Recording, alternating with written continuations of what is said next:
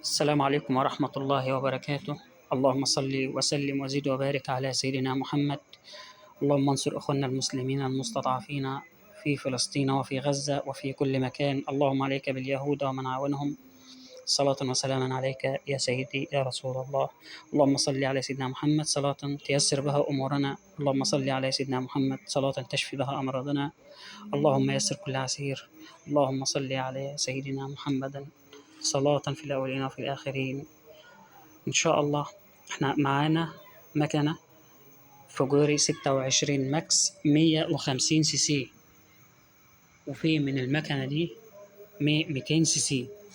إن شاء الله عندنا التفاصيل كلها هنقولها لكم. المكنة دي نازلة بقالها فترة كبيرة، تمام، بس أول ما كانت نازلة كانت نازلة كل الحاجات دي: الإكسدام، الرفرف، الكرسي الحريمي، تمام، بالقعدة بتاعته، بالشكمان، كل ده كان بينزل نفس لون الموتور الأسود، تمام.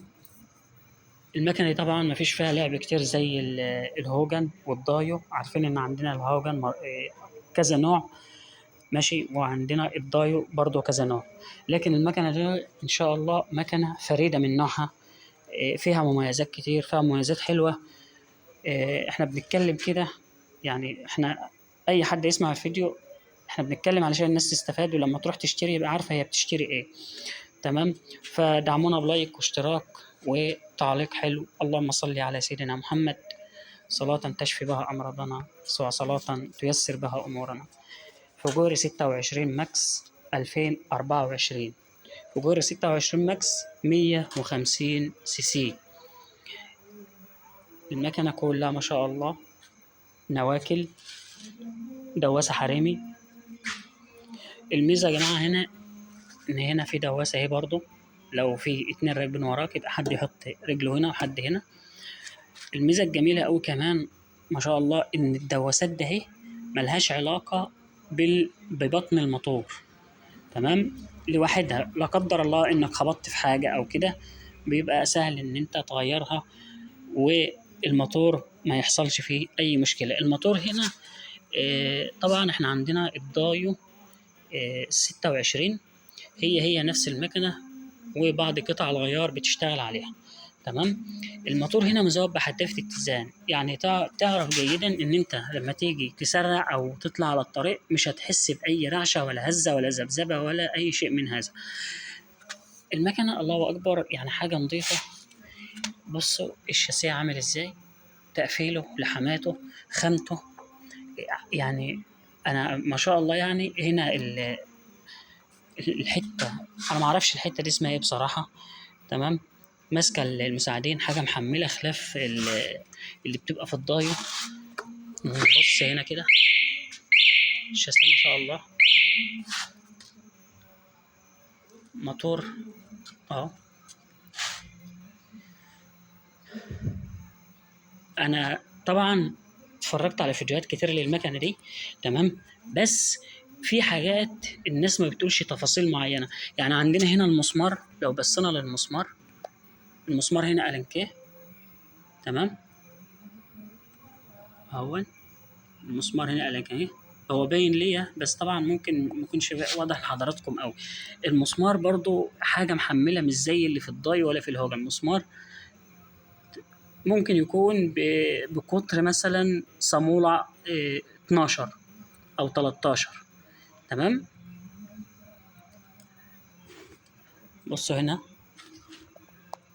ده الاكسدام، ده كله مع بعضه كتلة واحدة. الاكسدام بالحتة دي طبعا برضو الحتة دي حلوة بإن هي تحمي الموتور، تمام. طبعا المكنة شكمان واحد. بصوا هنا التفاصيل بتاعة الشاسيه، يعني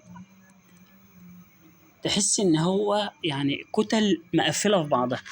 بصوا المقص هنا عامل ازاي، مقص، حتى المقص الاسود ده فيما بعد لو حصل في اي مشاكل ممكن ترشه عادي، لان دايما المقص اللي ممكن بيحصل في ايه، بيصد من مكان العجله او الميه او الطين، ممكن ان هو يترش بوهيا فرن دوكو، تمام، مش اي بوهيه وخلاص وكده. بس الكلام ده احنا بعيد عنه لان المكنه لسه ما شاء الله زيرو. هنا عصايه الفرامل. عصايه الفرامل يا جماعه، بصوا الحته اللي ماسكه عصايه الفرامل دي، حاجه يعني حاجه فلالي ما شاء الله. يعني الشكمان، بص الشكمان. والله يا جماعه انا بقول لكم تفاصيل، يعني هو الفيديو طويل شويه بس علشان اللي عايز يجيب المكنه دي يتكل على الله ويجيبها. مكنه ناعمه ما شاء الله، صوتها حرير على الطريق. انا لسه طبعا ما جريتش بيها، بس لما مشيت بقى شويه على الهادي كده عشان هي لسه بتلين، ما اقدرش ان انا اقرص عليها او كده. وبعدين عارفين حضراتكم ربنا يهون علينا، الجو حر جدا جدا اليومين دول. عندنا هنا البصمه، تمام. الكتل، كتل ما شاء الله. الخزنه بتاعت الباكن، بص، احس ان الخامه كده واخده وضعها، تمام. هنا البصمه طبعا بتاعت الدواره، لو انا عايز ادورها بصمه.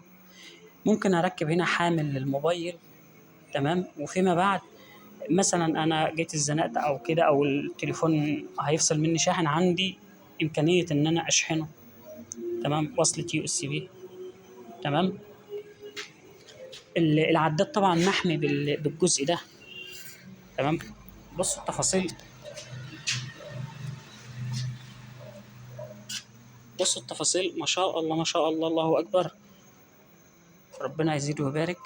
بصوا التفاصيل.